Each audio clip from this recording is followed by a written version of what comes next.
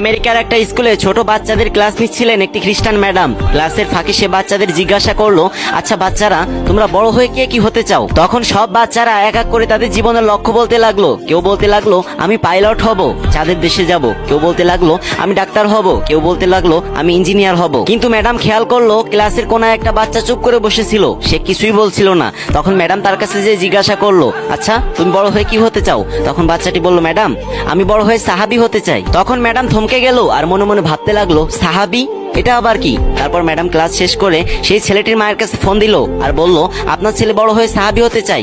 আচ্ছা এই সাহাবীটা কি জিনিস? তখন ছাত্রটির মা ম্যাডামকে বলল, ফোনে সাহাবী চিনানো যাবে না, আপনি যদি আমাদের বাসায় আসতে পারেন তাহলে আপনাকে সাহাবী সম্পর্কে সমস্ত ধারণা আমি দিয়ে দিব। ম্যাডামও কিছুতেই ওই সাহাবী জিনিসটা ভুলতে পারছিল না, তাই সাহাবী সম্পর্কে জানতে পরের দিনই ছাত্রটির বাসায় গেল। তখন সেই ছাত্রর মা সেই ম্যাডামকে নবীজি এবং সাহাবাদের জীবন কাহিনী খুলে বললেন এবং তাদের জীবন কাহিনী শুনে সেই খ্রিস্টান ম্যাডামটি ইসলাম ধর্ম গ্রহণ করলেন। কি কেউ সুবহানাল্লাহ বলবেন না?